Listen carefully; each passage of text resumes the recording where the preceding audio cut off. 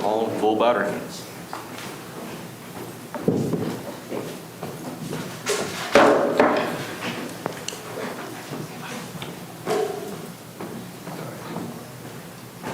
Good morning, everyone. I'm Brian Wilson, Burnett County Judge. I'm now call this Burnett County Commissioners Court meeting to order. Today is Tuesday, March 10th, 2026. The time is now 9 o'clock.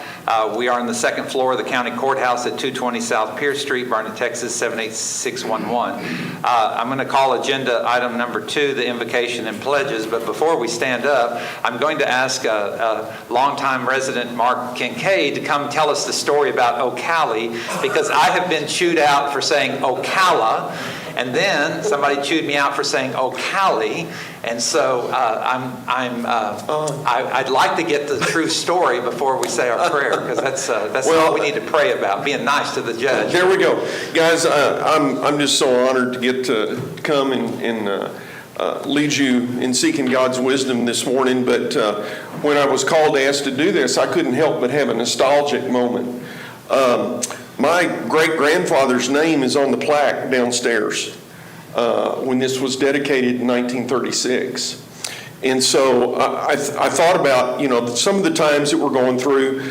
I can't imagine that they built this courthouse without some turbulence and without some difficulties and struggles to get it built, especially in the 1930s. But because of men like that who did what they thought was right, here we are today, standing in this building. And then I have a great-grandfather on the other side of my family. It's my great-grandfather Morris downstairs because of my great-grandfather Kincaid and his very poor handwriting. When it was submitted to start the post office in Ocala, it was supposed to be named Oak Valley. But you can't read that on the application. It looks like Oakalla. I'm sure the community was not happy when it came back and the feds said, okay, you're Ocala, because everybody was probably going, wait a minute, we're supposed to be Oak Valley. So again, I had this other great-grandfather who probably took a lot of slings and arrows when he first stepped into trying to do leadership for an area. So I just thought about the legacy that those men leave and the fact that you all step up to serve. You leave a legacy. Maybe someday one of our great-grandsons is here to address this commissioner's court or can look at something and go, my great-grandpa did that, and I'm proud of him. No matter what might have been said at the time, I'm still proud of the legacy that they leave. So join me in prayer. Rise, please. Heavenly Father, we just are so grateful for the community that we live in, for this great county. We're grateful for the men and the women that made it what it is, that left a legacy. And Lord, you put each one of us in our positions, no matter where we are, no matter what time it is. We just know that you're responsible for us being where we are, when we are. And Lord, today I just pray for wisdom to be poured out on these commissioners, that as they work through this agenda, that it's just you that's speaking through everything that is said. And Lord, we just ask an extra blessing too for all of our county employees, many of whom are already out working this morning with thunder and lightning and just rain. And so Lord, just bless all those men and women who serve as employees. Watch over them. Watch over their families. Watch over our elected officials' families, because we know that the enemy is not happy with us when we step up. in an effort to try to leave a legacy that points towards you. So Lord, this morning, just bless this agenda, bless this time, pour out your wisdom. And Lord, we just praise you and love you in Jesus' name. Amen. Okay, Commissioner Luther will lead us in the pledges. I pledge allegiance to the flag of the United States of America and to the republic for which it stands, one nation, under God, indivisible, with liberty and justice for all. Honor and protect this flag. I pledge allegiance to thee, Texas, one state, under God, one and indivisible. Thank you for that, Mark. I appreciate that, and thank you, Commissioner Luther. I'm going to take some things out of order this morning. I'm going to start off calling agenda item number 15, if you would. I've got D.A. Thomas, who we want to keep always active on prosecuting our folks that are supposed to be prosecuted. So if you don't mind, I'll call agenda item number 15, discuss, consider, and take appropriate action regarding the reclassification of 3 investigator positions from the District Attorney's Office from non-exempt employees to exempt employees. D.A. Thomas. Thank you, Judge. I appreciate it. Members of the court, thank you. Perry Thomas, your district attorney. I have 3 investigators that are assigned to my office, work for me in the Fort County District. I'm asking that they be reclassified as exempt employees. Due to the nature of their job duties, they're often at work before 8, after 8, they're on call. They often go out at night to crime scenes, these sorts of things. While juries are out deliberating, it's not uncommon for the district judges to keep a jury out to 9, 10, 11 o'clock at night to reach a verdict. Those investigators need to be there for sometimes for court testimony or for security purposes for the attorneys that are trying cases. And so I'm asking them to become exempt employees. This would prevent an increase in budget.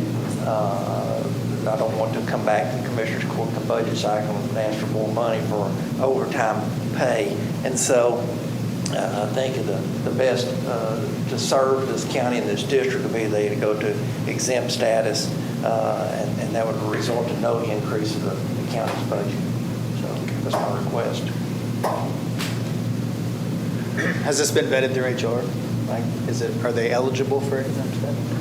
Do you know, did you talk to HR about? We have the guidelines that I have to go by are not very solid in my mind, but what we've been able to pull up, we think that they would be eligible. Right. Okay. So If you speak her, she'll show up. She is. Mention her ears are burning, and here she comes. All right. I'll step out of the way. Do these 3 positions meet the criteria for? I'm sorry, I wasn't listening. I was trying to. That's okay. That's all right.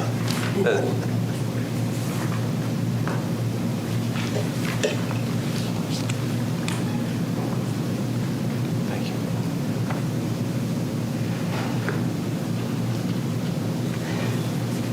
My name is Shirley Bullard, employee of Burnett County. I can barely breathe. Across the street and up the stairs. Sorry. The information you have in front of you just states that investigators are generally not exempt, and it applies to most all law enforcement. Unless you're at the very high top, you're not exempt because they want to protect people, pay them overtime when they work overtime. Making someone exempt excludes them from overtime no matter how many hours they work. So I'm just providing the information from the Fair Labor Standards Act, and my vote would be no. I know that it's hard to have 3 investigators that are doing a heck of a lot of work. So I would advise to either beg, borrow, steal, find some place to get overtime for your budget, or hire another guy.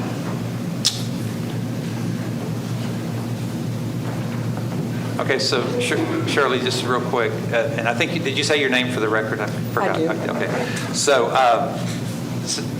So the regular exempt employee standard is control of your own work, the 35,800 or higher, correct? Correct. And then there's one more standard in there.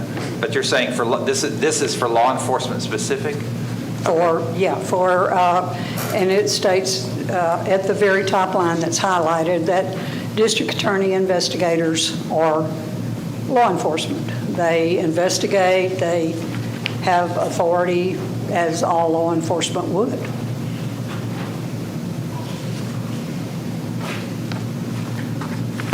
You say generally, are there exceptions? There are exceptions to all rules, but if we get audited by the Fair Labor Standards Act, they're going to ding us for that.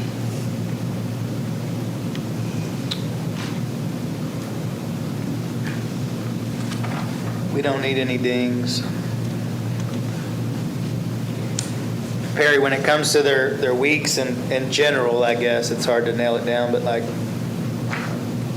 could some of this be managed by, and obviously they probably don't work 8 to 5. I mean, probably pretty rare.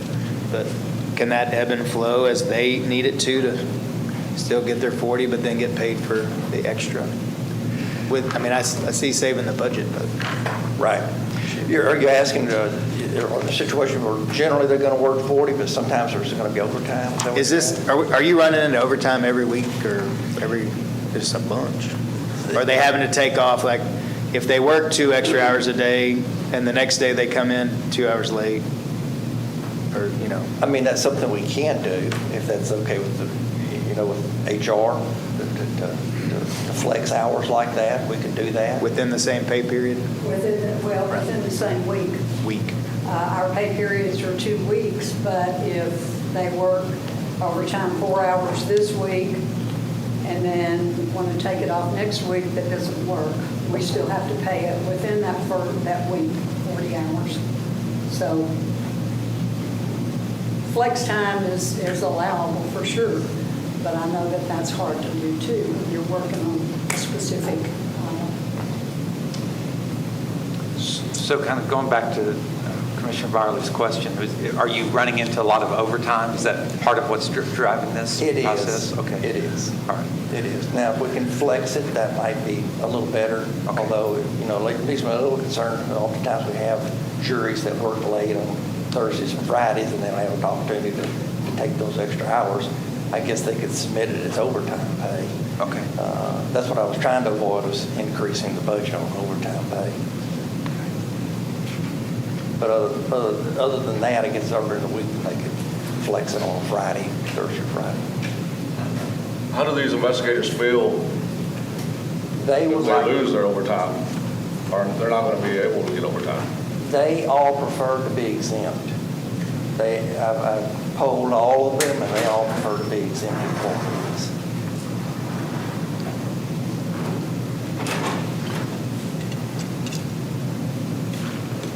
And I did attach in the packet a form letter that would authorize the employee acknowledgement for change from non-exempt to exempt status. And it states plainly that they know that they'll be going from hourly rate to a salary basis, that they won't get overtime. They'll no longer have time tracking, time off. They're, responsible for reporting their absences. Their pay frequency won't change, and that covers us somewhat. Are there not other investigators within the county? Is this going to affect them? There is one in the public defender's office. They only have one investigator, and he signed the form, and he is exempt. The sheriff's office, they are not.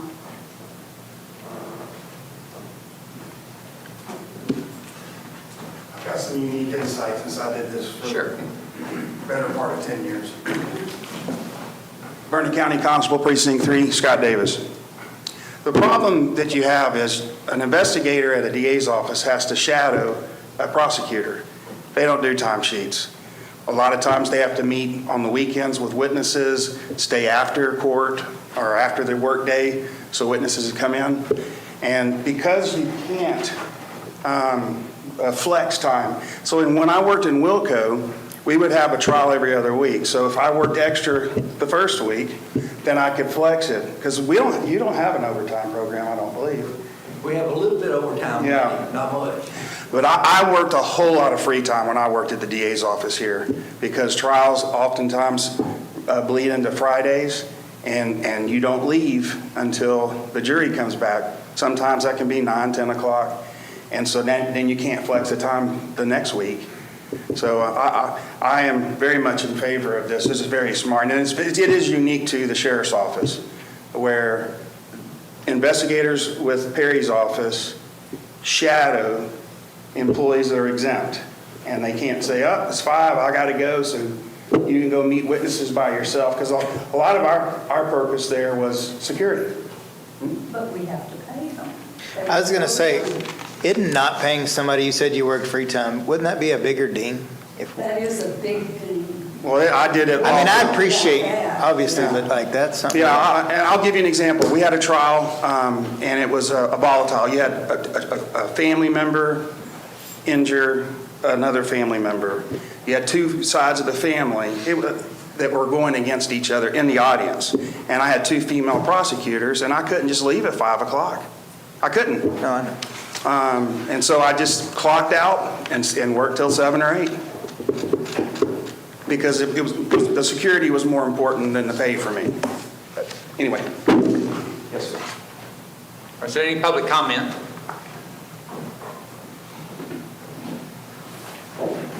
On this issue? Good morning, everyone. My name is Claire Nelson, and I'm a landowner in Burnett County. I think Yes. she's. Public This is comment? Public comment on this issue. Oh, on the- sorry. On the On this DA's issue. Sorry. Yeah. Thank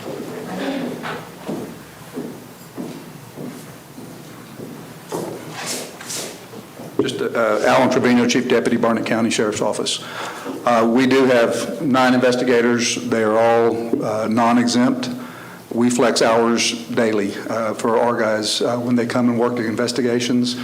It's always been like that, and we monitor the overtime. Overtime for our investigators is very minimal. And then the statement about not getting paid for your overtime, that's the purpose for that we're here, is their investigators are getting overtime. Clocking out and not claiming your overtime is actually more troublesome than doing the direction that we're trying to go. But and no supporting what they're trying to do, but we flex our hours, and as Ms. Bullard said, from captains and above are exempt in the sheriff's office.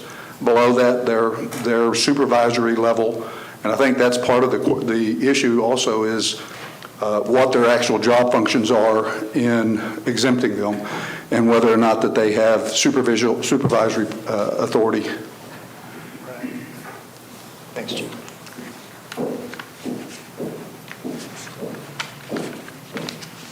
So, Ms. Period, result for time, has it been consistent, or is it more so now because of H-Road?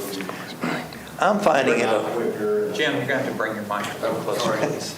I have it on. Commissioner, I'm finding it that we're having a little more and more issue with it. I think we've got a heavier trial load over the last year or so since I've taken office. And so I think we're seeing more and more times where these investigators are having to work extra hours or weekends that were mentioned. Here within the last couple of weeks, one of my investigators had to go to Austin on a Sunday afternoon to retrieve a witness from the airport. That was in addition to the preparation and the time spent to be around the courthouse the following week while they were in trial. So I'm seeing more and more of it. That's part of my concern is, we're If we go to paying overtime, we're going to have to ask for an increase in funds on that. So, Thank you. I guess where I'm at is, I would like to see if the flex thing will work, but then pay them overtime if they work it. And then if it becomes a big burden and there's a whole lot of it, then maybe it means you need another one. I mean, you know what I mean? Sure, So, sure. they need to get paid for when they're working. I agree. I mean, like, I get that, you know, but they definitely need to get paid, and and then I know you get dinged if you don't pay them, if they do come in and audit, and that, like, the ding is bigger for not paying them. Right. But, can we try that? I guess, can you submit to your investigators the form that Ms. Bullard has provided? I will. And if they want to voluntarily go exempt, then they can. Otherwise, then you and I can get together later and talk about a budget amendment or budget adjustment or line item transfer to ensure that you get adequate support for That can do. overtime. Yes, sir. Thank you very much. All right. So, Thank y'all. Thank you. Appreciate it. so I'm going to assume no motion on that one. Okay. I call agenda item number 10. Mr. Darling. Discuss, consider, request of replat Lot 10, portion of Lot 9, Kings Cove Estates, Block 1 in Burnett County, Texas, to be known as 10A, Kings Cove Estates, Block 1, to clarify old meets and bounds of the sale of Lot 9.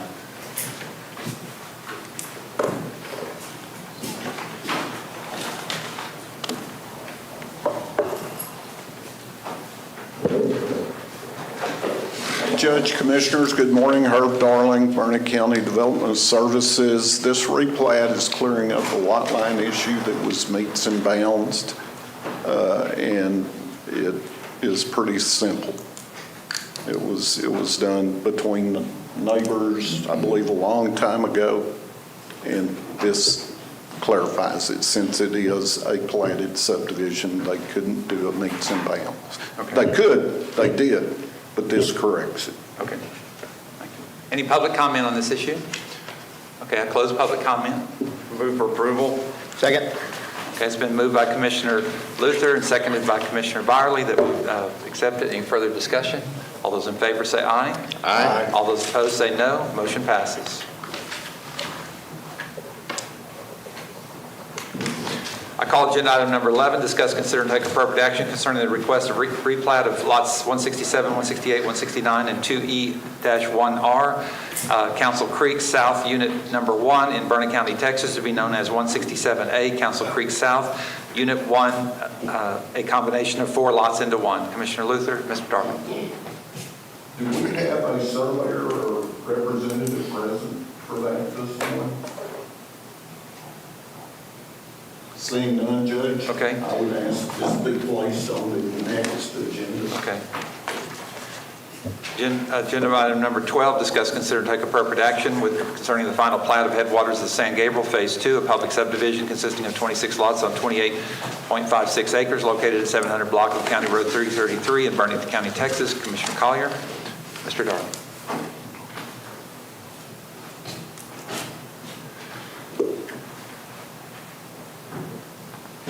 Judge, Commissioners, this final plat for Headwaters San Gabriel Phase 2, it went through preliminary plat last year. They have completed the roads. They posted the 2-year bonding. Commissioner Collier and myself have both reviewed the roads. They are constructed beyond our standards, and I would ask the court to consider this for the final plat. Okay, is there any public comment on this issue? I close public comment. Move for approval. Commissioner Collier is moved. Second. Commissioner Luther second. Any further discussion? All those in favor say aye. Aye. All those opposed say no. Motion passes.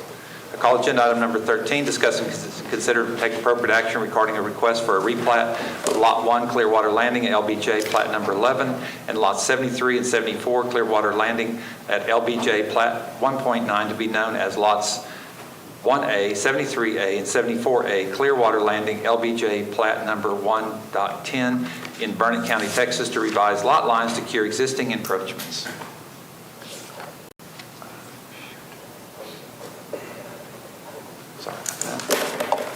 Okay, Mr. Darling.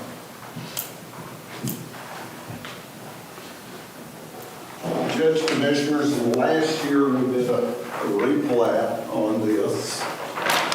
And correct me if I'm wrong, Mr. Sherman, we did a replat on these 3 lots. And it was discovered that I believe a boathouse, the overhang was across the line. overhang was cross line, and so we're just They just tweaking. adjusted, did some swapping of some triangles to cure the encroachment. Is there any public comment on this agenda item? Okay, I close public comment.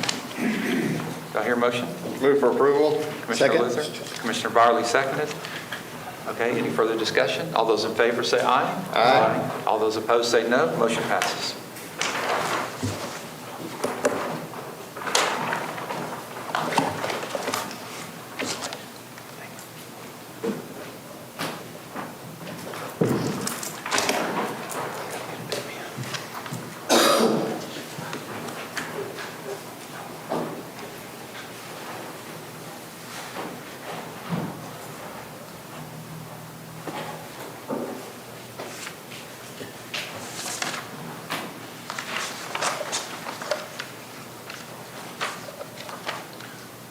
Do I have my emergency management coordinator in here?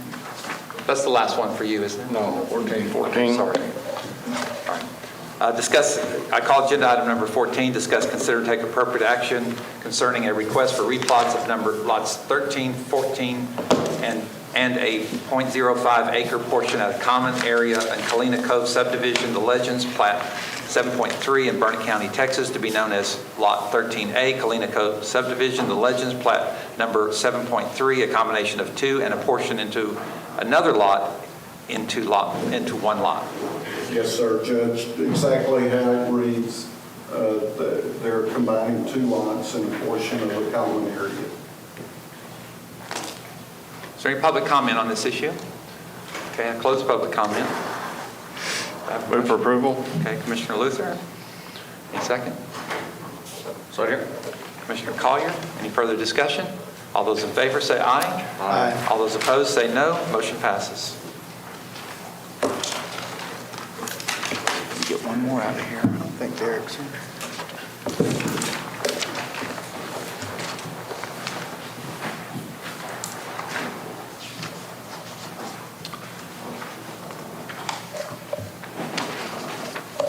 I call agenda item number 9, discuss, consider, and take appropriate action regarding Burnett County RFQ 26-4090-01 for the architect services of the Burnett County Facilities Master Plan in an amount not to exceed $75,000. The Commissioners Court shall interview and then the interview RFQ respondent Park Hill, RFQ respondent Lopez, and RFQ respondent BSW, and thereafter select by ranking the best qualified vendor in this matter on the basis of demonstrated competence and qualifications to perform the services, and authorize the county judge to initiate complete negotiations with the highest ranked vendor to determine fair and reasonable price, and direct the county judge thereafter to deliver and present the results of that negotiation to the Commissioner Court for a full consideration and a recorded vote action by the court for the purposes proposed engagement with said vendor as required by law. Is there any public comment on this agenda item? Okay, close public comment. So we have 3 vendors here, correct? We've got, I know Park Hill is back there, and then BSW, and then Lopez. Lopez, sorry, I shouldn't put my glasses on. Okay, so what we're going to ask you to do is, this is an open hearing, but we're going to ask you to, the 2 of you to wait out in the hallway, and we'll start, did the...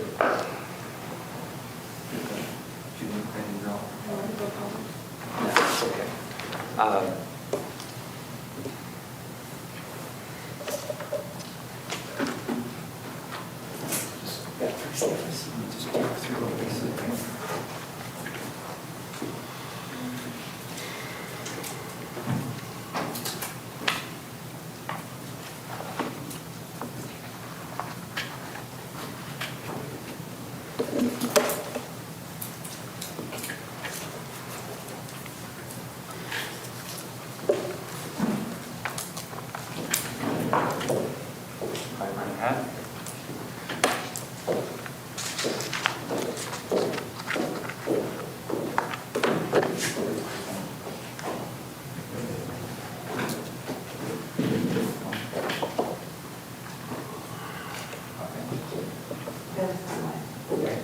BSW will be first. Rather than do rock, Then,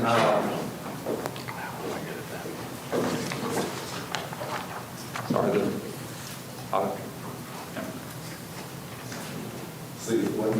yeah, it wasn't. Okay, Lopez is second and Parkhill's third. So if you don't mind, we'll proceed with the presentations. Yeah, that's fine.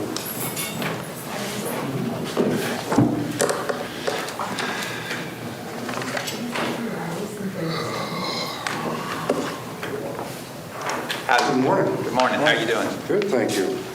I understand that we have 8 minutes. Yes, sir, that's correct. Okay. Let me get my FedEx speed watch out here. All right. Oh, we'll be timing you over here. So. I'm sure you will.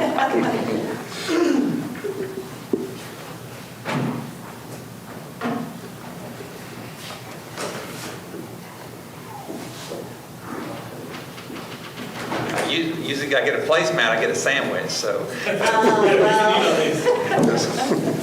a little early for lunch, but we'll see what we can do. We just missed breakfast, we're sorry. Okay, so shall we start? Yeah, go ahead whenever you start. All right. All right, good morning. My name is Charles Goodman. I'm an architect with Brinkley Sargent Wigginton Architects out of Dallas, Texas.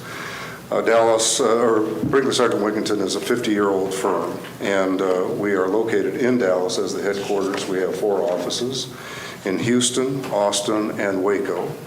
And as for me, I'm a 32-year veteran, retired after 32 years.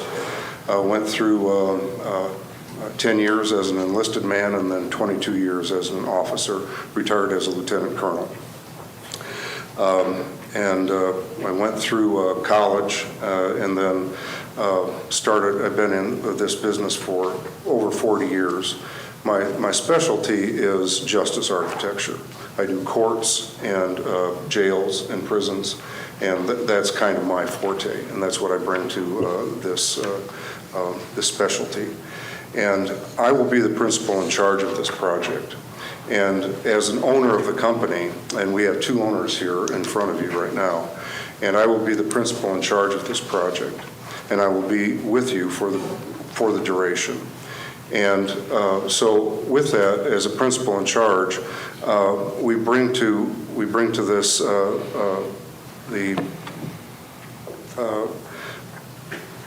lost my train of thought.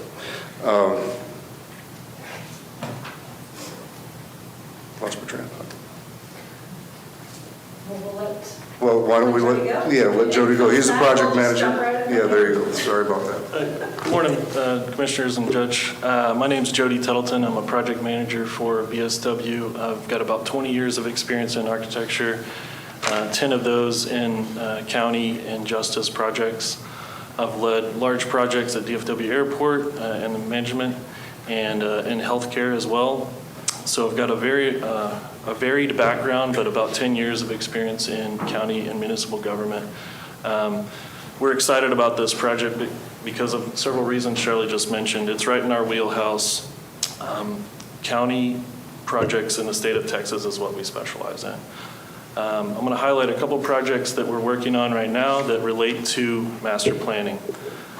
We've done a project in a master plan that started in 2017 that I'm still doing work for right now. That client is a long-term relationships. We're doing a medical mental health facility for them in North Texas. And then I'm also working on a project for their county jail for their kitchen. So we've built 3 of the projects that we've master planned through that, and we're still working with them today. Another long-term relationship I want to highlight is from a master plan that started in 2022. Right now, we've built 5 of the projects from that master plan, and I'm currently working on 2 more in design. So this particular one, we've master planned a justice site for them. So we built a district courtroom, or district court building, sheriff's office, and a county jail on that site. And on their business node, we're proud to have just opened a brand new courthouse, and it's a once in a lifetime project that Charlie got to be a part of, and I got to help wrap up. Right now, we're doing the courtroom in that building, and we're also planning a justice tower for them to serve the future needs of this county. It's got 4 courtrooms in it, and it'll be another once-in-a-lifetime type of project for this county. That is a relationship that's 4 years running, and we're proud to say that we thrive on those initial plans to relate to long-term partnerships with the counties.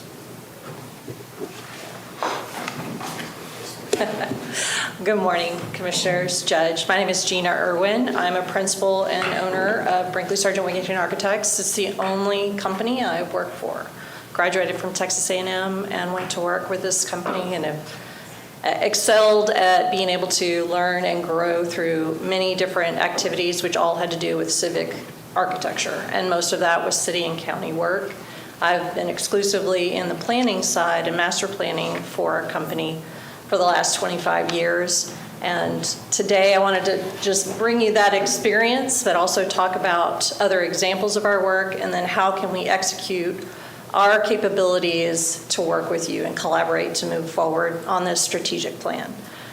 The examples that Jody mentioned, of course, are some of our long-term relationships with clients, and that is one of our hallmarks. That's what we want to do, is build a relationship with you that we can take through and see you through successfully, year after year, project after project, effort after effort.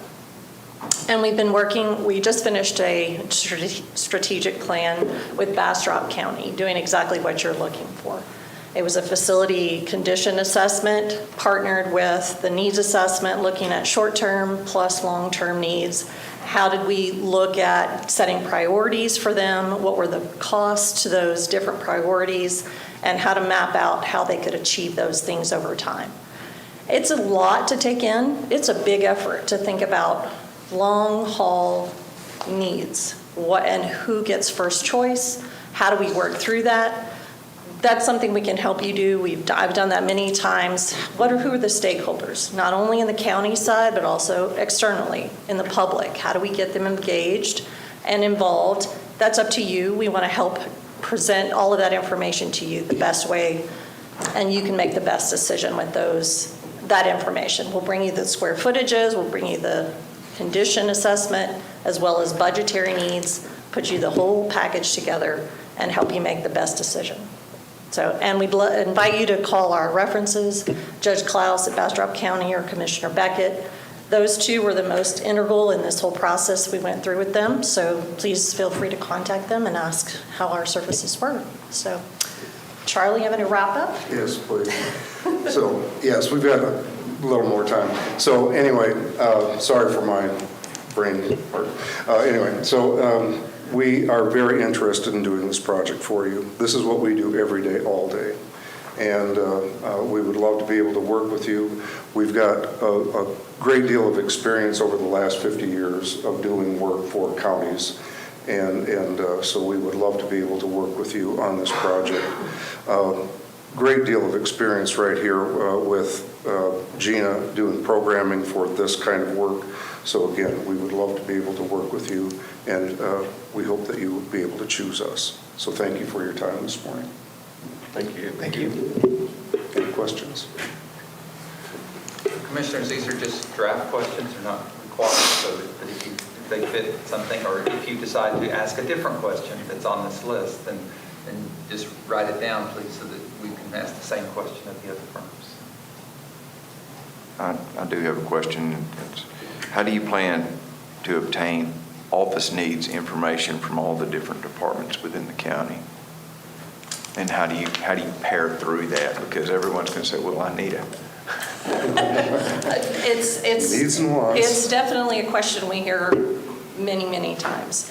The methodology that I like to do is, which I'm sure many of the firms you're also going to hear do much the same, is ask for their input. Ask for all stakeholders. With the survey questionnaires, we take that in and build the database essentially to start doing sit-down meetings and face-to-face with all departments.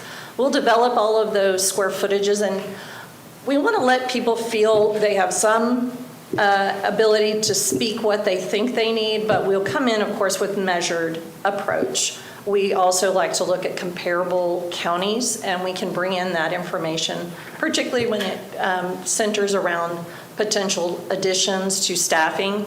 If we look at other counties that have something very close or in the future forecasting for Burnett, then we will look and provide some guidance to say, here's a comparable county that might be something to look at and tailor your growth. But we'll also be at the very end looking at a full scope of, do we have some equality across departments and offices for what's been asked? And if there's not equality, how can we mitigate that or find that balance? And then that also gets applied to the condition assessment within the buildings that you have. How does that fit in with potential growth or changes? Where are the best fits? So those are things will come back as part of the reporting to you. Have you worked on any projects in this region of Texas? County projects? Bastrop County. Bastrop. We're working right now with McLennan County. It's not a county-wide assessment of all their facilities, but I've done two projects with McLennan that were studies, and one is now in construction. Bastrop was the biggest one, right across the capital. We're currently working with Travis County for a diversion center and intake booking center study. And that's a county-wide, trying to figure out their psychological and mental health needs and their incarceration needs. And that's a huge study for us. We also have some work with Williamson County as well. When it comes to that, how much of that is historic, with historic buildings and remodeling and things like that? McLennan's has a portion of that dealing with the Texas Historic Commission. We're doing work around the historic courthouse and attachments to the courthouse, so that is part of that. Charlie and I worked on Brazoria County down in the Houston area. That was an addition and renovation within the historic courthouse. We were teamed on that project with Komatsu Architects, who is also, they're pretty preeminent in the state for historic preservation and work. And we've worked with them for many years. And Waller County as well, we just got finished with that one. That's one that Jody was talking about, a great relationship with them for the last umpty years, almost 8 years now. Also working on that historic courthouse down there, and also had Komatsu on our team for that. Komatsu is a part of the work truck that you see in front of you. That's who we're mentioning. Okay, thank you. All right. Thank you. Thank you very much. Thank you. Thanks, appreciate your time. Do you want these?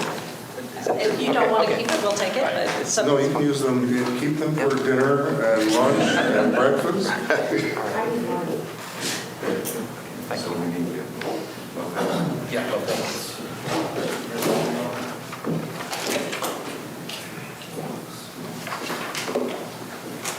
Thank you for your time. Thank you.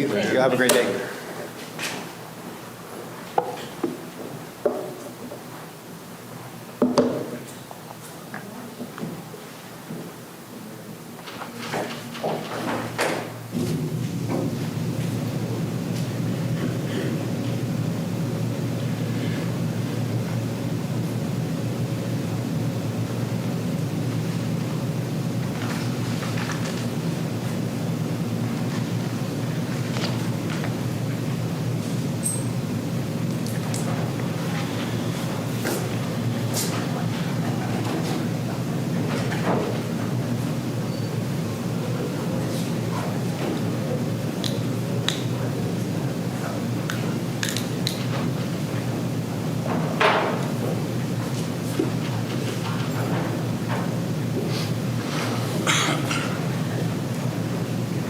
Good morning. Good morning. My name is Robert. Oh, can we start? Yeah. And then we'll start timing as soon as you speak. Okay. My name is Robert Lopez, and Melissa Brandoki. so we're both with the LSA team, the Lopez Salas Architects team. We appreciate your time and the opportunity to be here. Our experience in the type of project that you're asking us to do is perfect because this is a lot of what we currently are doing. We think it's a good fit not only for us but for our size firm. Presently, we're working with Webb County, and we're looking at every building that the county owns, not only the building themselves, but all of the departments, interviewing every department head and their department, doing projections for them. All is becomes a part of the report that we provide at the end, giving some recommendations as to who can move somewhere, how to better utilize the facilities. Right now, we're also started working with the city of Laredo and their health department, same scenario, same project. Last year, we completed Travis County and also San Marcos. So it's a perfect fit for us. You want to talk a little bit about the process? So what we do is we start with questionnaires where we give it to each of your staff. Then we come back and meet several times with your department heads, key staff members. We look at all the buildings, see how they're being used now, and then how, as you grow from 55,000 now to 75,000 maybe in 30 years, how to best use the buildings as you go forward. The other thing we do is look at the security of the buildings, make sure that everybody feels safe where they work and that your public stays safe where they are. And then we talk, once we have some ideas of what might happen, it's a good time to bring public in to buy in if you're going to be building anything new, that we understand. Our goal is to give you a study that's understandable and defensible so that you can say, this is what we need, this is exactly why, this is what it's going to cost, so that when you have to go for a bond, or you have to just explain why somebody has to move, you have some backup to that. I know that you guys are, talking to some, 3 really good teams, and we are really glad to be part of that list. We feel that our advantage is that you get principal level work from start to finish. So Melissa and I will be involved in your project from the very beginning till the very end. And I think that because of our size of our team, that's a huge advantage. And all of the clients that we've listed here are just a small portion of the people that we've done this for. And, we've competed against very large companies, and we end up doing the work because they can trust us. And at the end of the day, it's really all of the people you're going to interview are great firms. We're very familiar with them. We've teamed up with them. We're gone against them in the past. And so we have a great respect for them. So you're going to get, regardless of who you select today, you're going to get a great firm, great team to work with. At the end of the day, it's really just a gut. It's like, I really like those guys. I really like that group of people, and I think I can trust them. And so really, that's what will end up, happening at the end. You've got your list and you've got all your ratings, but at the end of the day, it's going to be a collective thing. Man, I really like those guys, and we hope we're them, and we wish you the best. For us, this is not just another project. Again, it goes back to matching the project with the right size firm. For us, it's not another project. For us, it's a really important opportunity. And so the enthusiasm and the dedication that you'll get from us, I'm certain will be unmatched. And really, that's what we bring to the table. And it's a long term. We know that once you do a study, then you can help with any future things. You can help with interim projects. If you just say, we just need to move these 3 people somehow over here. That's the good thing about the size firm that we are. There's our short presentation, under 8 minutes. All right, did great. Any questions? Well, I asked this, so I think you've kind of addressed it already, but I'll ask it again. How do you plan to obtain office needs information from county offices? In other words, weighing wants versus needs. That's the big issue, is looking, and it really comes from doing this for 20 years. Started 20 years ago with the city of Frisco, where they were having to decide when they were 40,000 what they needed at 200,000. So a lot of times what I do is compare other counties and say, okay, this is what counties that are similar to you, this is the amount of staff that they have. And so we do some comparisons. Sometimes they're different, and we say, okay, you know, why do you have a lot more? And they say, well, we're doing these other things too that they don't do. So we try to make it, like I said, a defensible project. We look at across the board, apples to apples, even though everybody's apples are not the same right now. But that helps us identify if we have to move people around. I always say, I'm not promising you any office size as we go through, but that you make sure that people understand.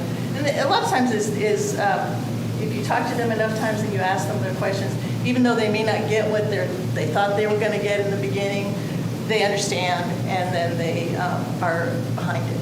And the level of need is always different. The users want a lot. The department heads, then says, well, I understand that they want this, but this is really at least this is what we need to have. And then we work with leadership also. So it would be someone assigned to a project. It could be a commissioner like yourself, but someone that would say, hey, I understand that the program that you've given us has all these needs, all these spatial requirements, but at this point, we need to just do this. And so we kind of balance all that through the users, department heads, and then, of course, leadership has a final decision on what they're going to end up getting. And so that's usually how it works.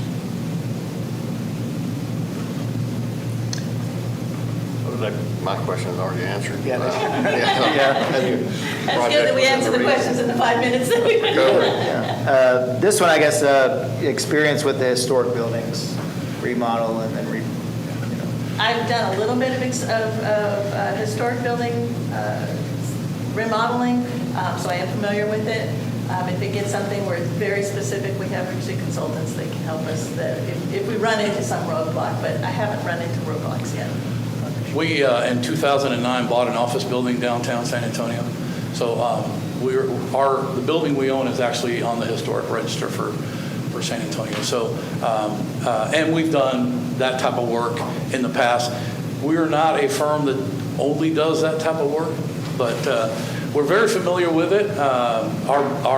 We've done a lot of renovations. Of course, the inside of the building, you can do whatever you want. But on the exterior part of the building, even replacing the window becomes somewhat of an ordeal because you've got to go through certain, loopholes and things like that. We're not, and just being real honest, that's not our pure expertise, but we're very familiar with it, and we've done that type of work before. So. And typically for a study, you're just making recommendations. It's really the next steps that are where you get to the nitty-gritty of it. And with this type of project, most of the work is interior. It doesn't touch or affect the historical nature of your building. It's only on the outside. So anything that you do on the inside doesn't really affect it. I mean, you can turn this courtroom into a modern courtroom, which I wouldn't recommend because I love your courtroom, but inside, we're able to do whatever. So.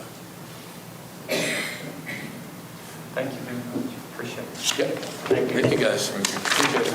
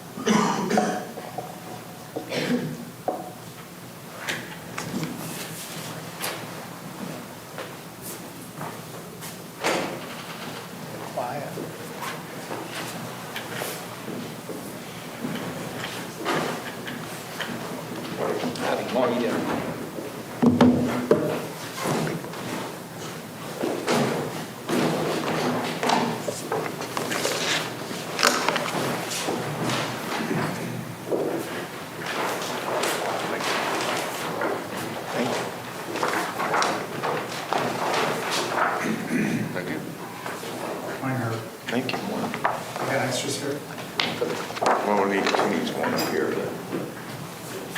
Okay, there we go.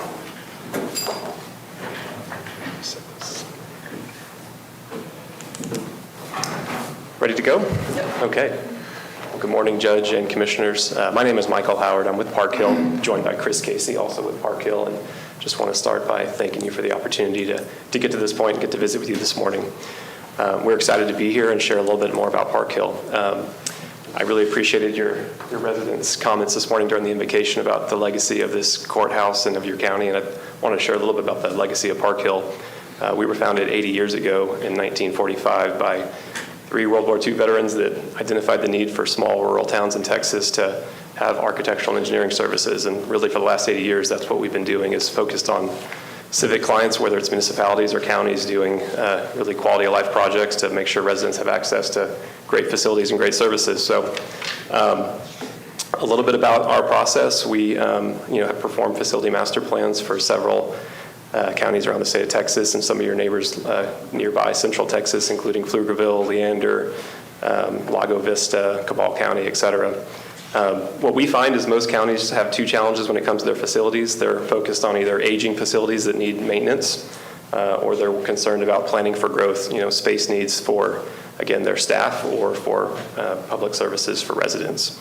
So we have a process to help you identify both challenges and identify some solutions to look ahead, not just for your challenges today, but really create a plan for you over the next 10 to 20 years. And so we will send out architects and engineers to look at your facilities to identify the condition of your facilities. Even if they're in great shape, they are in many cases aging. And we want to make sure you can proactively plan for facility improvements that may be necessary 10 to 20 years down the road, whether it's an HVAC unit that might need to be replaced or roofing that might need to be replaced.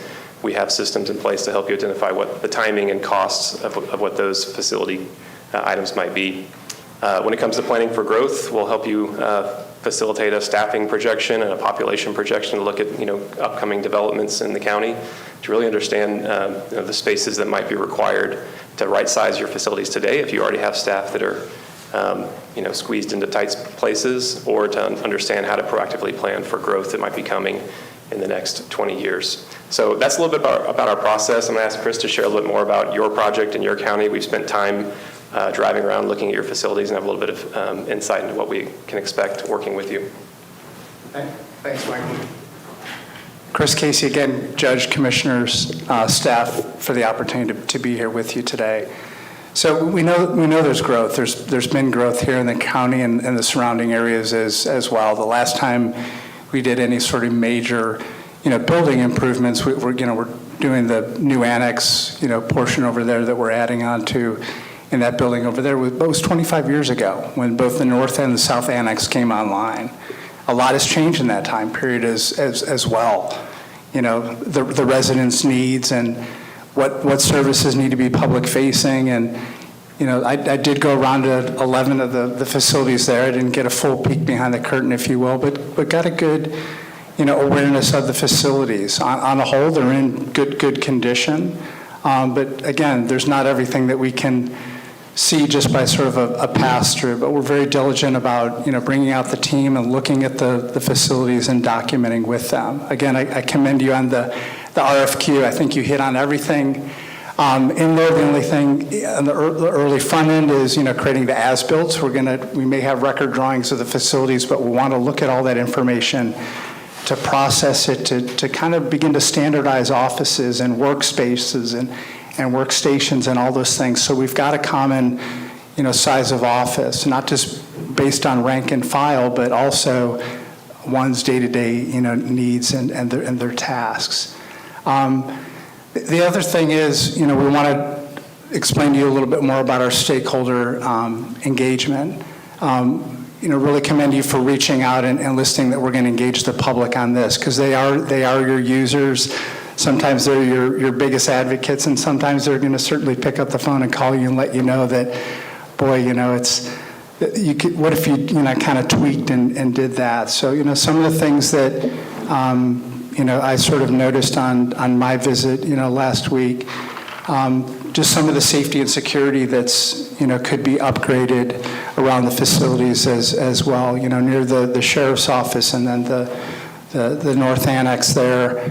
there's this sort of in-between parkings area, maybe that's a little bit better if it's secured because we got some covered areas there for vehicles. And then at both the annexes, somebody representative from the sheriff's office was there, but that's kind of the first thing you got to go through when you get through the building is kind of go through the metal detector. And again, I was there on an off day, but what happens when we've got court date and we've got a crowd of people and trying to get everybody through there and stuff. And, there's certain things that we can do to look for efficiencies, within the existing building, maybe capturing some of these, big open hallways that we have and look at some security issues as well. But, through all this modernization process as well, I think it's good for, employee recruitment and retention as well, having facilities that people are happy to come to work and got, daylight and those kinds of things. But again, appreciate the time and thank you for having Park Hill here today.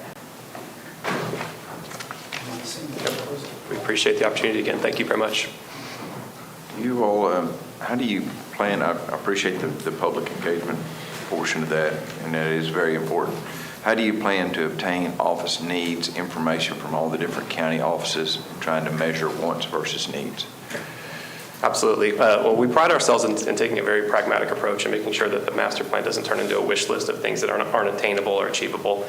And so we like to kind of create a tier of stakeholders. We want to have a steering committee or advisory committee that might include 1 or 2 commissioners or the county judge. But we ultimately will want to meet with all county departments and division leaders to understand their challenges and their opportunities. And those conversations do often lead to things that might be more wants than needs. But we would like to get that broad spectrum, but then kind of return to the main decision makers, which usually is this court, and then make sure that we use our professional judgment paired with some peer benchmarking to understand how other counties achieve space needs to help you make the best informed decision about what makes the best sense for the needs of Burnett County. Yeah, we looked at, you've got about a population of about 58,000 people. So Caldwell and Kendall County close to the area. They could be some good, counties to benchmark and to look at, their facilities and understand how they're accommodating, the growth that they're experiencing as well. Do you have a lot of experience with historic buildings? We do have 2 preservation specialists on our team, and one of them is in Fort Worth and sits on the Fort Worth, get this right, Committee for Cultural and Historical Preservation. It's appointed by the mayor, and he travels all over the state of Texas to observe and make assessments on historic facilities. So yes, we have that capability in-house. That's not Chris and I, but we have that capability within Park Hill. My question was answered. Well, I think I would go ahead and ask it. You talked about the comparisons, but have you done work with Caldwell or, can you give us some of the, in our region, can you give us some of the counties that you've worked with? The closest county we've worked with in Central Texas is Kamal County near New Braunfels. We recently completed a facility master plan that included their courthouse, annex facilities, sheriff's office, et cetera. Other municipalities we work with in the area, as I mentioned earlier, Leander, Pflugerville, Lago Vista. But most of our work is really across the state of Texas, so Rockwall County, Tarrant County, Ector County, really all parts of the state. Thank you. All right. Thank you very much. Thank you. Appreciate y'all. Thank you for your time. Thank you very much.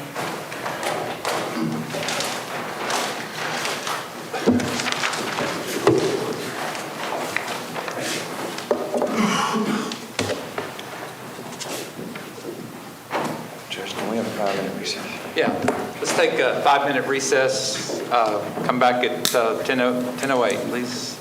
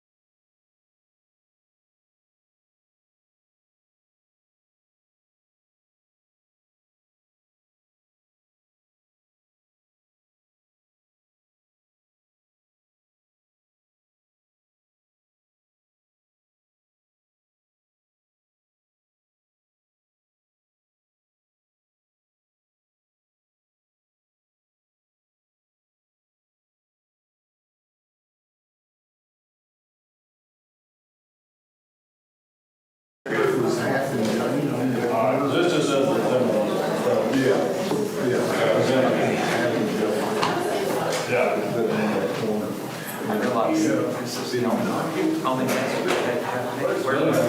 St. Patrick's Day. Oh, yeah, that's true, huh? And you got your, so at least we won't get lost. Yeah. 17, is that the 17th? well, now they. It's the 17th. Yeah, right. Well, we Have court that day. Farther than that.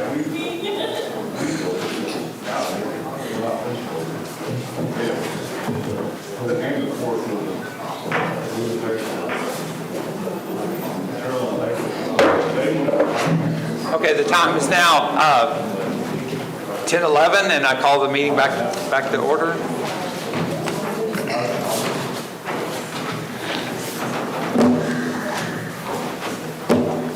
We're still on agenda item number 9, discuss and consider take appropriate action regarding Burnett County RFQ 26-4090-01, Architect Services for Burnett County Facilities Master Plan. Is there any public comment on the proposals that we just heard or on this agenda item? Okay, I close public comment. Okay.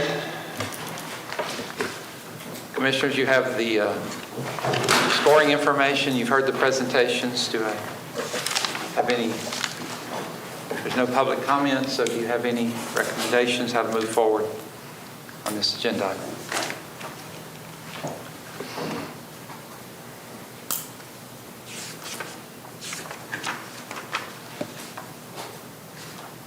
I mean, all three are very close. I mean, it's just, we're all, I've all got the stats, if you will. Say that.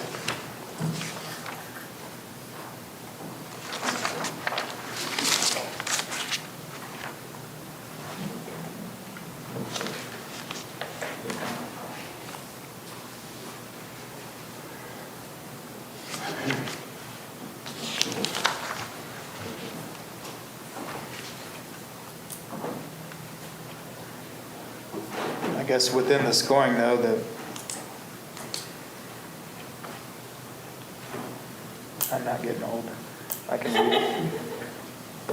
The yellow box at the bottom. Yeah, it's really easy to read. I'm sorry. It's pretty small. So if I'm reading that right, Park Hill did score the highest, and it was trying to figure out which segment separated them, because it's not by time.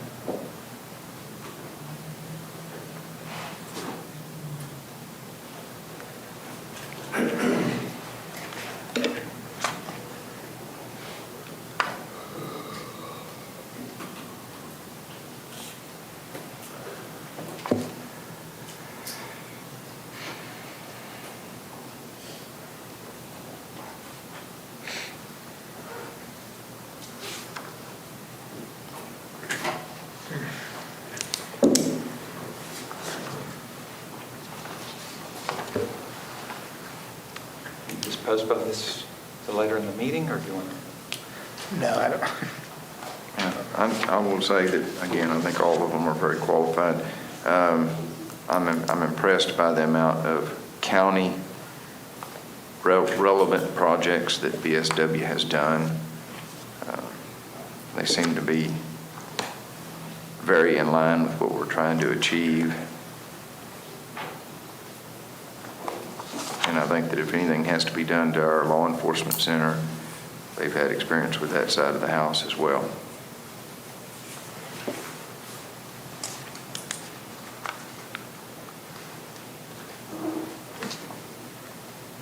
I don't disagree with any of that.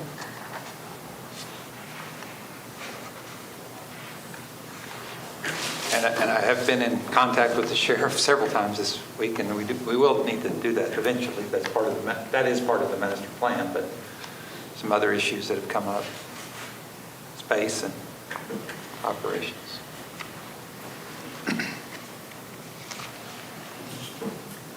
Joe Don, is that a motion? I'd make a motion to have the judge negotiate on behalf of Commissioners Court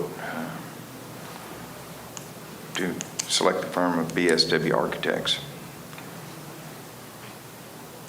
I'll second. All right, it's been moved by Commissioner Dockery that we go forward with BSW, correct? Yes, sir. Okay. And As the highest ranked And I'm individual. assuming that, although it's not described in this action item, that you would, in your due diligence, you would reach out to some of the references that are in here and ask them how they're. That's correct. Okay, perfect. How their performance was within each individual county. Okay. And then Commissioner Byerly seconded. Any further discussion? Well, I just want to say that all three of these were, they're very highly qualified. I'm very impressed with how you approached your business and how you, the different aspects. It's funny, you're very highly qualified, but you're very different. And that was kind of like, whoa, wow, I wasn't expecting the variation. So I appreciate you taking the time to be here to come and talk to us, but we'll go forward on this. So all those in favor say aye. Aye. All those opposed say no. The motion passes. Thank you, Alan. Thank you very much. Thank you very much. I look forward to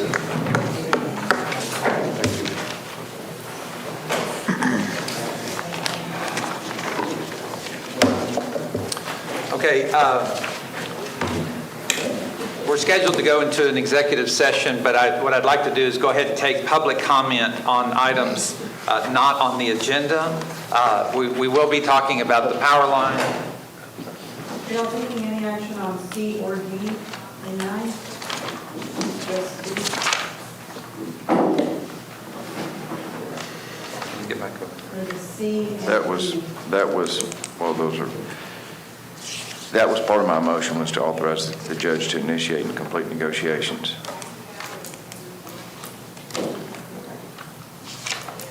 Is that from your motion, Commissioner Byerly, or part of your understanding? It is, yeah, and then then he'll come back for full consideration. Correct. Yeah. Right. Yeah, so C was the highest ranked vendor being BSW and directing the county judge to, that's the way I understood the motion.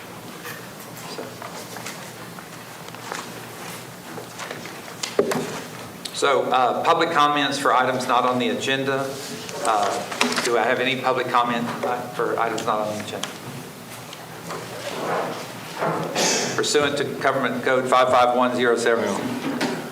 Yeah, I know. I'm just reading the required thing. The Commissioners Court Rules of Decorum. Any person may make a comment on any agenda item not appearing on the agenda. Any comments made will not be deliberated on by the Commissioners Court during this public comment agenda item. Public comments are limited to 3 minutes per person. Public comment for items listed on the agenda will be heard when the agenda item is called. Good morning. Mike Conlon. I'll give you all a little bit of a review on this February 28th Reveille Ranch event.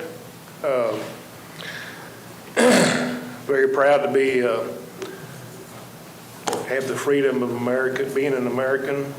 I think that you ought to be able to express your freedoms as you please, but you should do that without affecting the freedom of others.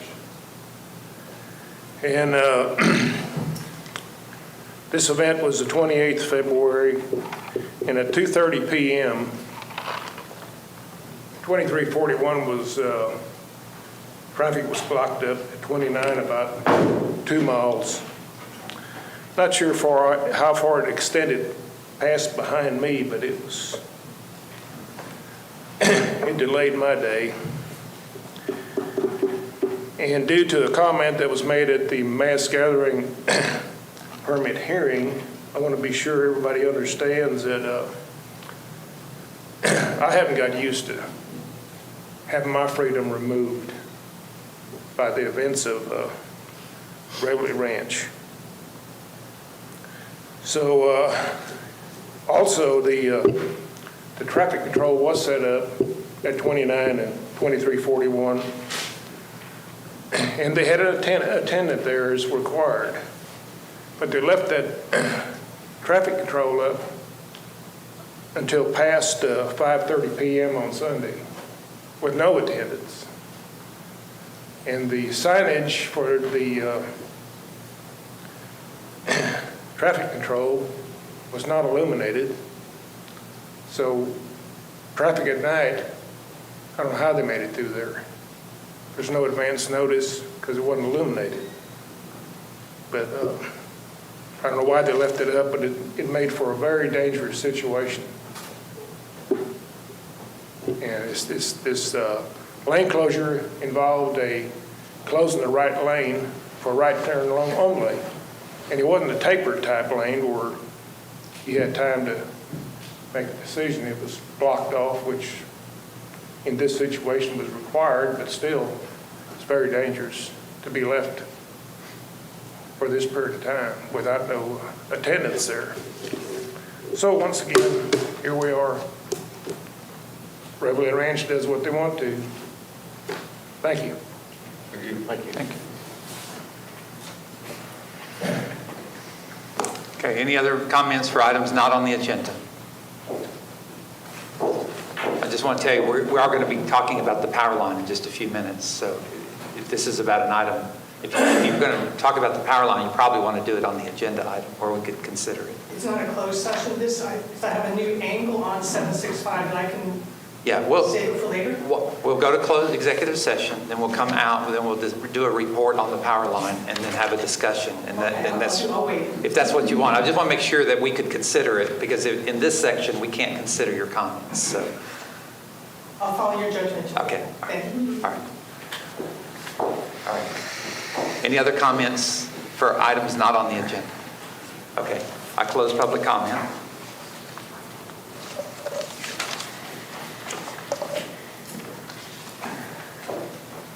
Okay, at this time, we're going into executive session.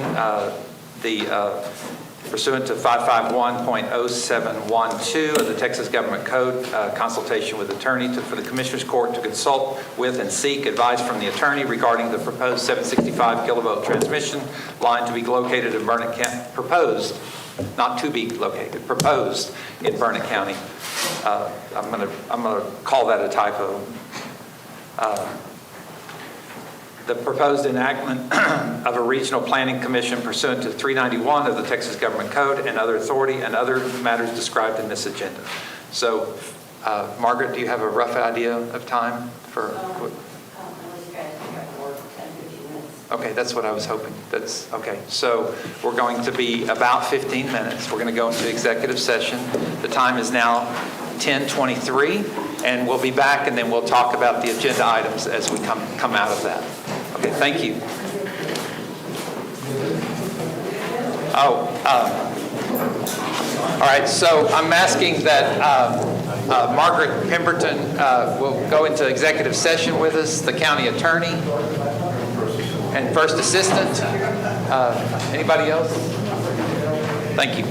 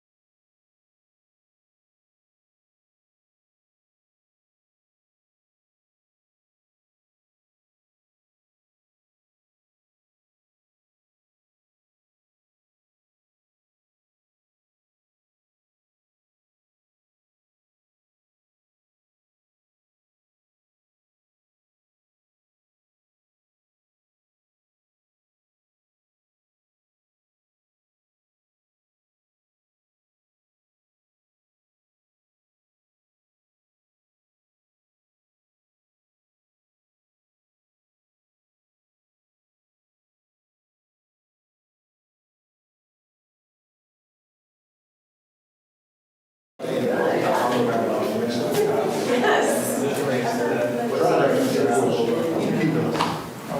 got property going past this county, that map thing. Well, we got some nasty storms coming up today, but if you're going to burn, it's a great day to burn. So, They didn't tell me what was in. I told them this guy over here, there was in. Okay.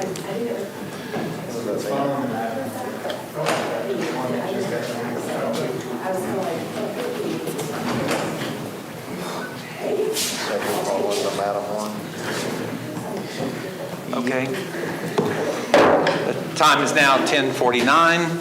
We came out of executive session about 2 minutes ago.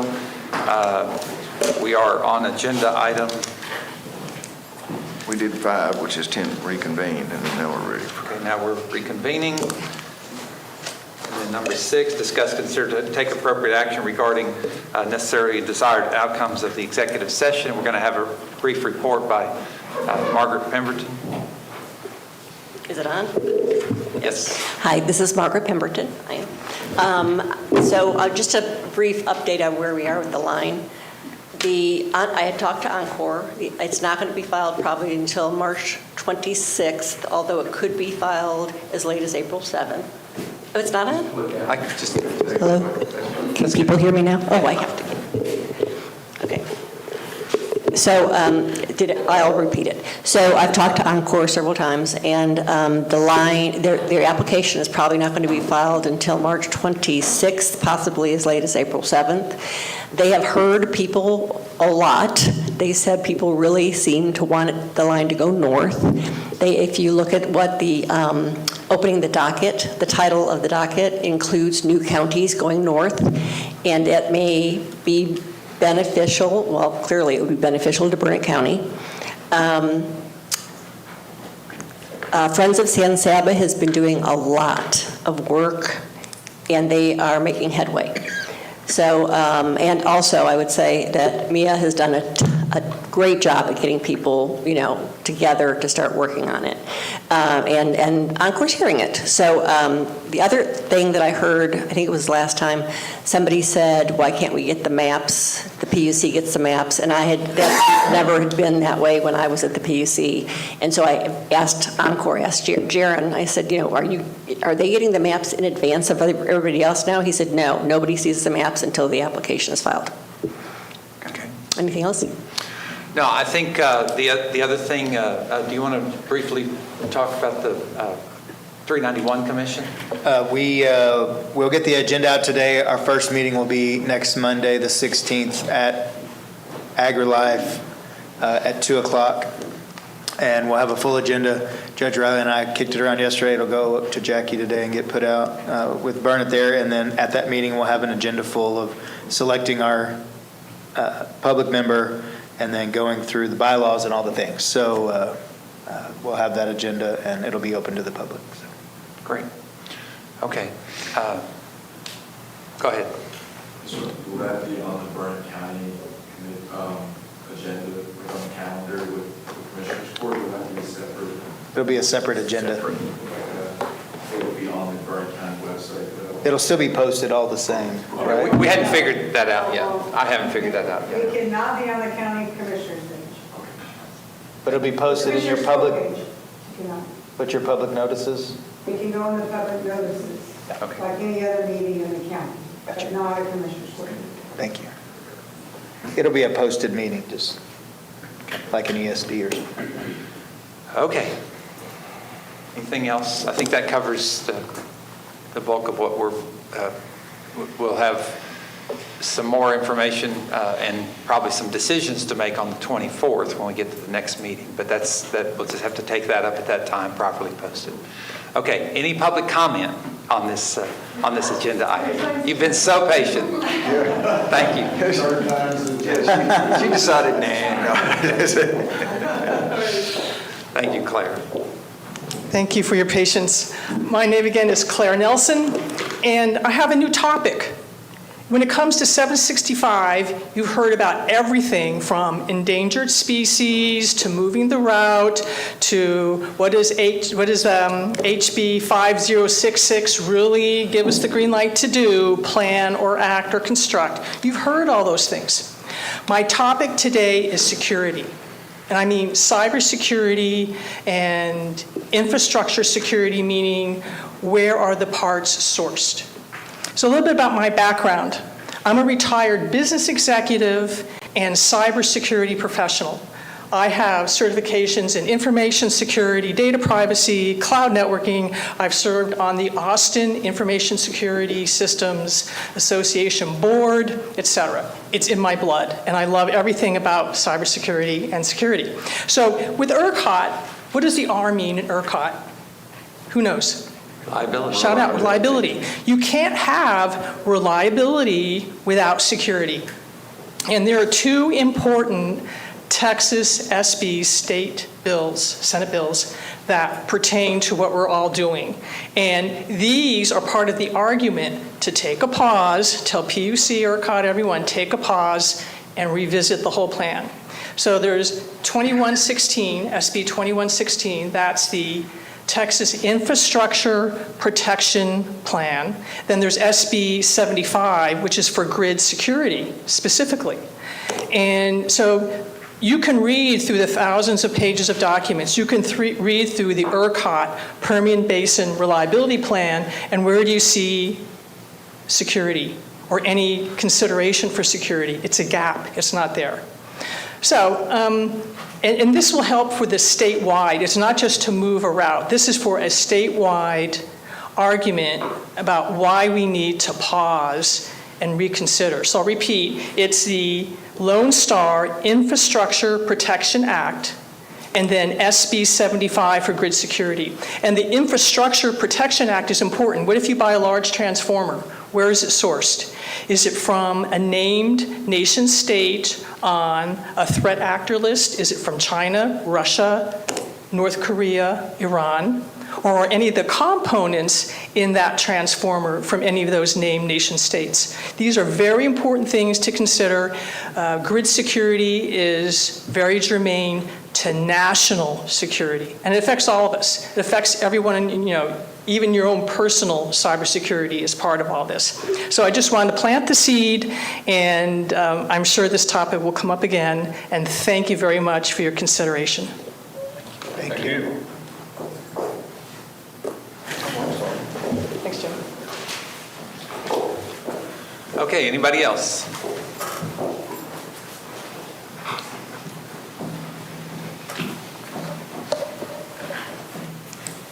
Okay, I'll close public comment. Go to agenda item number 7, discuss, consider, and take appropriate action regarding the burn ban for the unincorporated areas of Burnett County, Texas. Is there any public comment on this issue? Okay. Morning, Judge, Commissioners. Go ahead. I'm going to go ahead and close public comment. Thank you. Go ahead now. Good morning, Judge, Commissioners. Herb Darling, Burnett County Development Services. Mr. Marchio could not make it this morning, but he passed along this information to me. I'll read directly, not wanting to take it off until we get a better green up.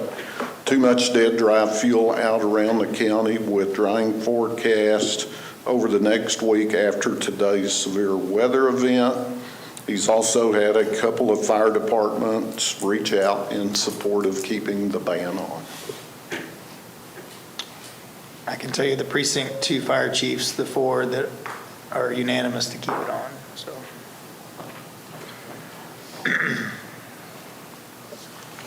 Well, it's What's the KBDI? the low is 62, but the high is 425, average is 324. Just shows the difference in the county. Yeah, we had approximately 4 inches of rain in the northwest corner of the county last weekend.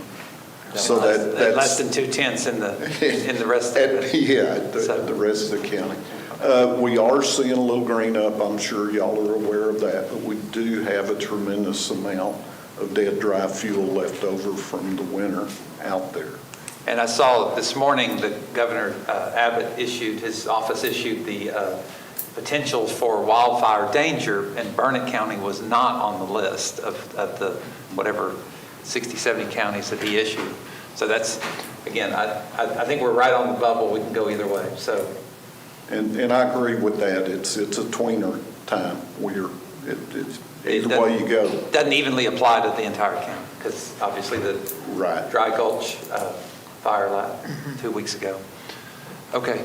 Yeah, no, I too am torn, but I hate to lift it in anticipation of a rain tonight. Now, if we don't lift it, if we don't lift it today, then we'll get 4 inches tonight. But if we do, don't lift it. Don't lift it. That's an easy one, Yeah. Commissioner. Don't lift it. All right.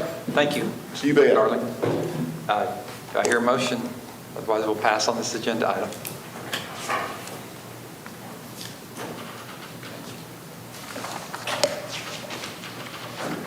Okay, we've got 9, 4,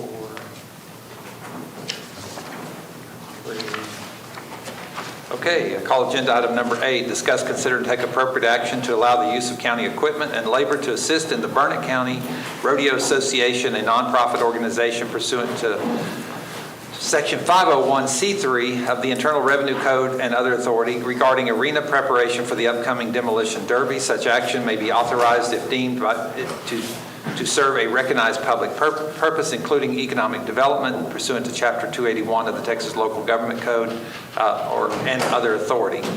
381. Chapter 381. What did I say? 281. 381, excuse me. 381 of the Texas Local Government Code or other authority. I have prepared a memorandum of understanding that would accompany this, so I do need the motion to be clear that I have the authorization to enter, if you bring forth the motion, that we include the memorandum of understanding which captures the Chapter 381 use. Is there any public comment on this agenda item? Okay, I'll go ahead and close public comment. Commissioner Byerly, anything?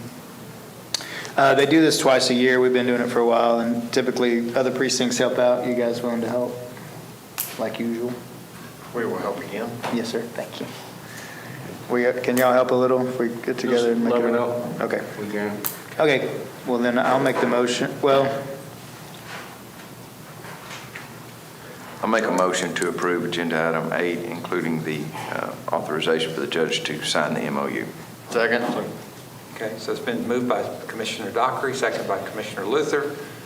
Any further discussion? All those in favor say aye. Aye. All those opposed say no. Motion passes.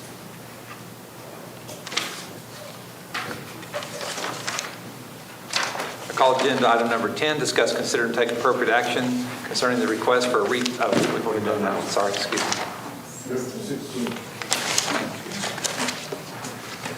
Page 3. Discuss, consider, and take appropriate action concerning the approval of initiating a competitive bid procedure for the purchase of a new copy machine for Burnett County machines pursuant to Chapter 262 of the Texas Local Government Code and other authority. Is there any public comment on this agenda item? Okay, I close public comment.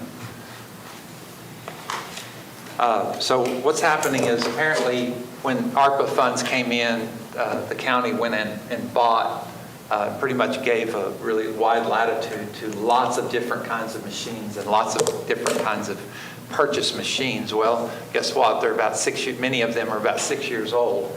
And so what the auditor was going to bring is like kind of a piecemeal approach. But I felt like it was probably much more economical to look at selecting or, going out to looking at the state contract, asking for proposals for kind of an overall capture of what we need and maybe sticking to one brand or one vendor to meet the entire county's needs. I know I had in the state agency that I administered, it was, we only paid, like couple $100s a month. It was very cheap. And then, every once in a while I had the big productions every quarter we had a board meeting and I would make these huge books in color and all that. So then, of course, and then we also, here in the county, we have differences in in the use and in what kind of copies need to be made. So I think if we went out for this proposal and asked local copy machine companies to provide us and then see what different ones, because, I don't know if you have a copy machine, in your office, at the barn, but, if you had, it might just need to be a very simple one that this one company could provide an array of copy machines. And that's the way the state contract was kind of working. We used Toshiba in my agency, and it worked out good for lots of different purposes. So, How many vendors are we using now for copy? well, so many of them that we just own outright, and they're now the cost of toner and the cost of the drums, because you have to replace the drums, and so I'd like to see what the different vendors providing if this is how much it would cost if you want to buy it, and this is how much it would cost if you want to lease an array of copy machines. Because that's what keeps happening on the state one that I had. Every 2 years I got a brand new machine, kept pretty much paying the same contract rate. So I just think we need to get some proposals in here and then get some more input and find out which offices. I think the sheriff would be a big user. We're certainly a pretty good size user. The magistrate over in the jail is just using little printers right now that I don't know what the jail overall is using, but so anyway, that was when I talked to Kelly that this might be a better way to get some vendors to do assessment of our needs and then come up with proposals for the commissioners to look at. Okay. I'll make a motion to initiate the competitive bid process procedure for new copy machines. Second. Commissioner Byerly has moved. Commissioner Luther has seconded. Any further discussion? All those in favor say aye. Aye. All those opposed say no. Motion passes. Call agenda item number 17, discuss, consider, and take appropriate action regarding the approval of the public official bond for Brian Wilson, Burnett County Judge. Is there any public comment on this matter? Okay. Move for approval. Okay. Second. Close public comment. Okay. Commissioner Dockery has moved. Commissioner Luther has seconded. Any further discussion? All those in favor say aye. Aye. Motion passes. I recommend, let's see, call agenda item number 18, discuss, consider, and take appropriate action for the granting approval of the Burnett County Judge Authority and approval to act on behalf of the Burnett County to acknowledge the receipt of the State of Texas Landowner Bill of Rights as part of the notice provided by Pinnacle Consulting Management Group to the Burnett County, indicating the need for .003 acres, 131 square feet tract, part of a piece of county-owned property located in Burnett County, Texas for the Wirtz Dam Road project. Is there any public comment on this agenda item? Okay. All right, close public comment.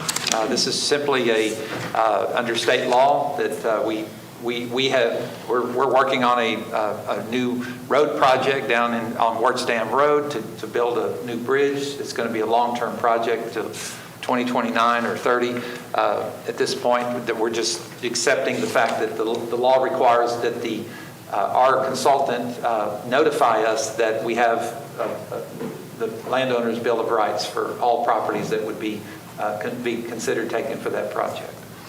So, yeah, just part of the notification process to make sure that we comply with all federal and state laws regarding the right-of-way acquisition. This has given me the authority to say, yes, I've received the landowner's Bill of Rights. And it's a very, very small triangular piece of property. Yes. Okay, do I hear a motion? Move for approval. Commissioner Luther, Commissioner Collier seconded. Any further discussion? All those in favor say aye. Aye. All those opposed say no. Motion passes. I call agenda item number 19, discuss, consider, take appropriate action on the acceptance of proposals for the Joppa Bridge Cleanup Project located in Burnett County, Texas from Flood Recovery Fund 49061203300 in the amount not to exceed $15,100. Regarding this matter, Burnett County has received several proposals from the Maynard Construction Services, remediators, and absolute demolition. Commissioner Byerly. So the bridge, metal, it's in several pieces along the creek.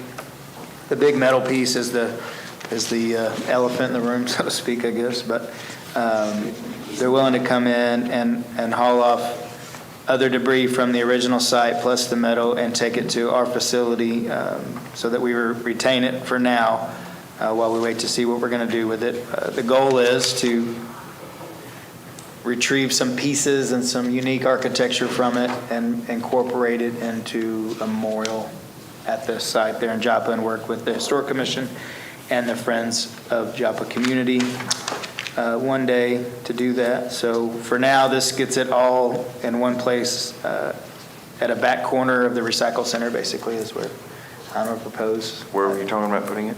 Somewhere at the recycle center, and in one of the unbuildable areas, kind of. Yeah, I'd like for it to go in the old landfill area if we can do that. Correct, yeah. Further east. Unbuildable, like in the back is my goal over the old landfill, for sure. Okay, is there any public comment on this agenda item?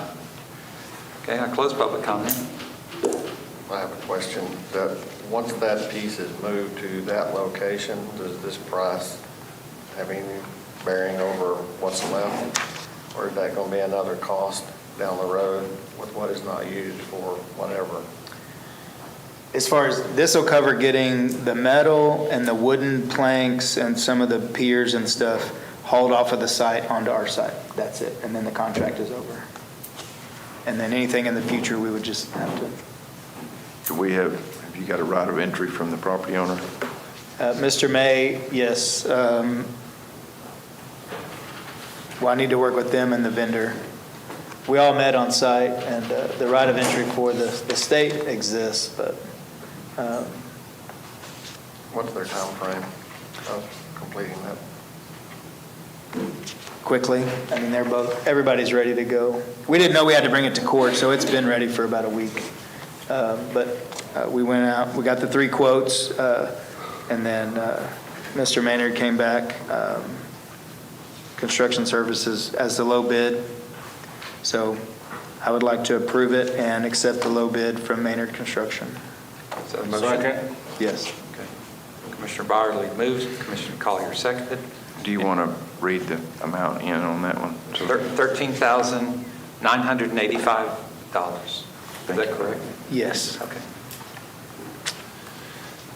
All right. And that's your motion, that's your second? Yes. Okay, with the amounts. All right. Any further discussion? All those in favor say aye. Aye. All those opposed, motion passes.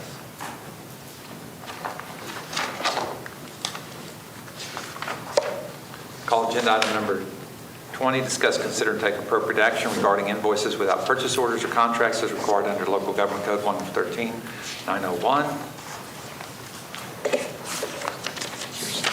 3 of them today. I make a motion to approve. Second. Commissioner Byerly has moved. Commissioner Collier has seconded. Any public comment? Okay. Any further discussion? All those in favor say aye. Aye. All those opposed say no. Motion passes. I call agenda item number 21, discuss, consider, and take appropriate action regarding the budget interdepartmental line item transfers. There's just the one. Mine's over on there. All right. I'll move to approve. Second. Collier has moved. Commissioner Byerly has seconded. Any public comment? Further discussion? All those in favor say aye. Aye. All those opposed say no. Motion passes.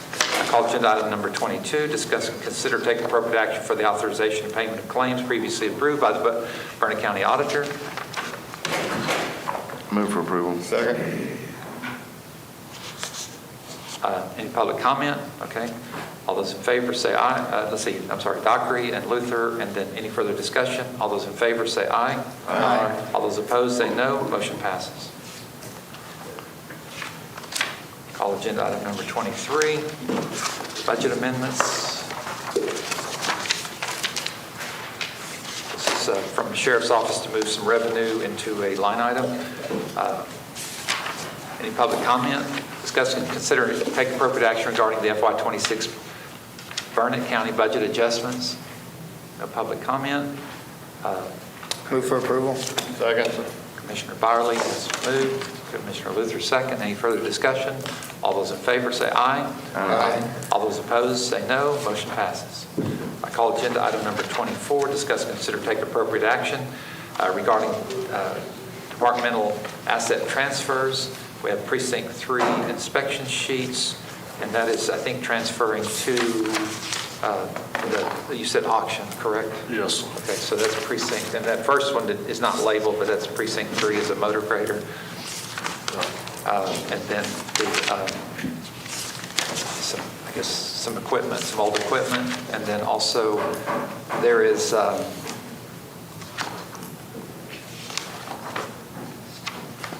then the other one is the asset transfer from 15-passenger van over from the jail to the CSR, and then the older Chevrolet pickup to elections. Right, that's right, because they don't have their own vehicle.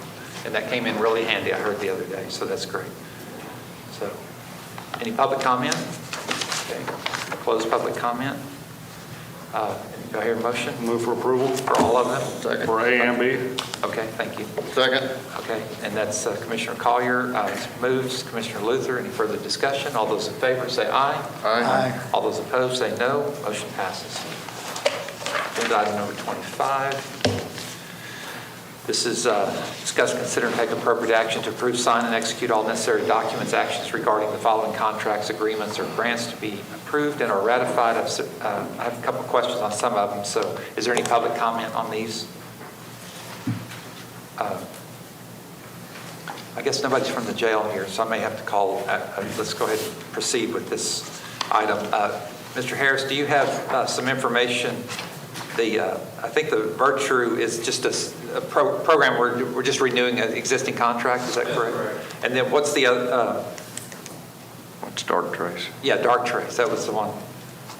No, it wasn't that one. It was the network. Vested Networks? Yeah, that was the one. Morning. Morning. Commissioners, Judge, the contracts that we have in front of us for Vested is a phone solution. We currently have a problem with our phone systems. They're very hard to support. And so what we are looking to do is provide a pilot program. That pilot program will allow us to work through integrations with our current infrastructure. It would also allow us to ensure that our implementation plan of being able to implement this type of system, a voice over IP system, would work in conjunction with our current system so that we're not doing an overhaul for the entire county. And we have an opportunity to select the departments or buildings that we can selectively move forward with. So this is a voice over IP selection. And where would this be located? This demo? The pilot will start with the data center. Okay. Opportunity, since the data center and the development services are moving into a new building, we would use that small footprint to do a proof of concept. Okay. And then what do you have any documentation on the problems that you're having in the existing phone system? Is there any, do you have some sort of like call sheets or any?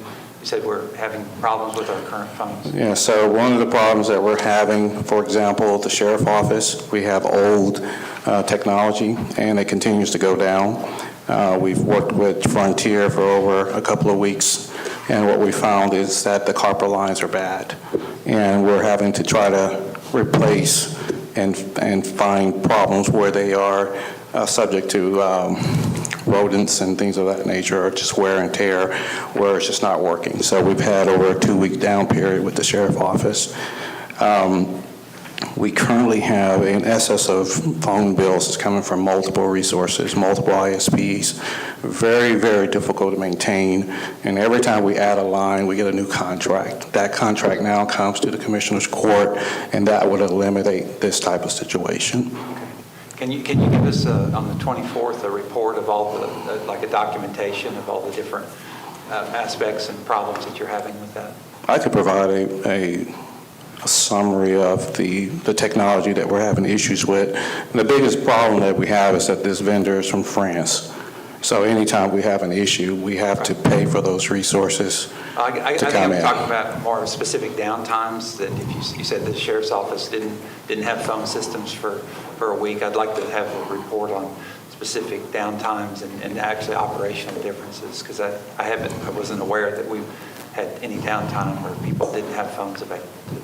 I can provide you some information for that. But this particular line item is just a pilot, right? Got it. Have you had any discussion with Frontier about replacing the copper? Yes, and that's really where things are going, is that most vendors are just not supporting it. They're recommending you move away from it, right? And so voice over IP will utilize the infrastructure that we're currently putting in place and take advantage of that infrastructure without us having to have phone bills from different vendors. Okay.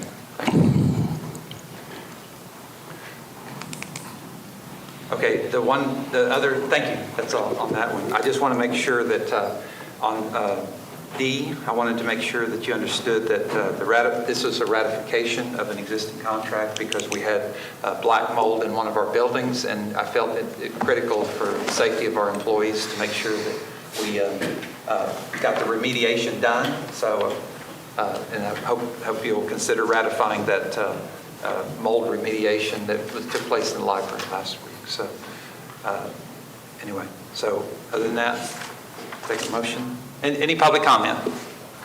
Okay. I'd like to know what dark trace is.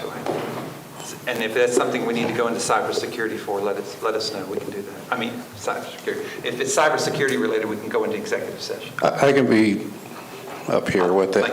So is our starting point for implementing some of the cybersecurity technology that started before I got here. Now that we're at a point where we're entering into the data center and getting the fiber, we're ready to proceed along with that at this point. Okay, thanks. Okay. That just sounded ominous. All right. Do I hear a motion? I'll move for approval. All of them? A through F. I'll second. All right. Commissioner Byerly has moved. Commissioner Collier has seconded. Any further discussion? All those in favor say aye. Aye. All those opposed say no. Motion passes. Thank you, Greg. Thank you, sir, very much. I call agenda item number 26, discuss and consider take appropriate action concerning the calling for the bids and bid openings, request for proposed qualifications related openings, authorization to go out to bid number 266140-01, County Road 407 paving project, Commissioner Dockery. Approval of supplemental agreement number 1 with Brontex Materials for bid number 25-6100-04 cold mix. Approval of supplemental agreement number 1 with Brontex Materials for bid number 25-6100-05 black base. Authorization to sign a negotiated contract with American Structure Point for RFQ 264090-02 CIPP Engineering Services. Is there any public comment on these items? Okay. I close public comment. I move for approval of all of the items under agenda item 26. Second. Okay. Commissioner Dockery has moved. Commissioner Collier has seconded. Any further discussion? All those in favor say aye. Aye. All those opposed say no. Motion passes. I call agenda item number 27, acknowledgement of receipts, PEC utility connections for 223 and March 2nd. The TCQ notice of application preliminary decision for industrial wastewater and renewal. Mobile Authority quarterly update. Is there any public comment on the receipt items? Okay. There's nothing to be done there. No action to be taken. I call agenda item number 28, discuss, consider, and take appropriate action regarding the Commissioners Court modifying its regular scheduled meetings. Is there any chance, Commissioner Byerly, that we might have to have, and I'm just asking this, on the 391 Commission, is there anything left for the Commissioners Court to do now that we've established it in Vernon County, City of Vernon has, we're done as far as organization and appointments and things like that? I don't know of any outstanding thing that the Commissioners Court would have to do. Okay, all right. And then, does anybody else have anything else?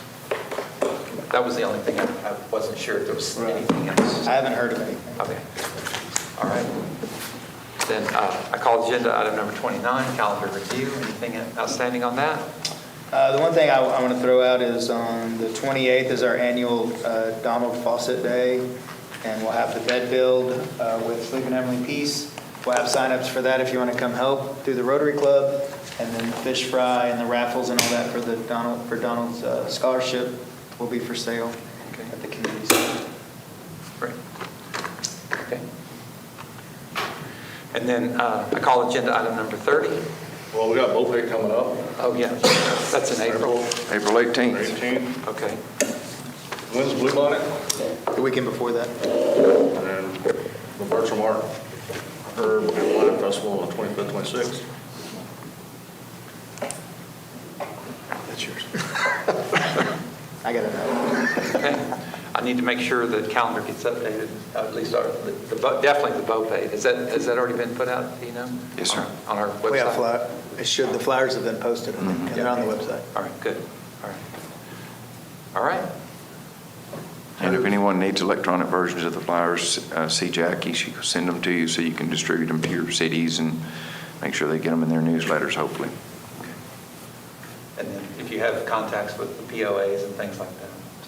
All right, adjournment? So moved. Second. Commissioner Byerly moved, Commissioner Collier seconded. All those in favor say aye. Aye. Motion passes.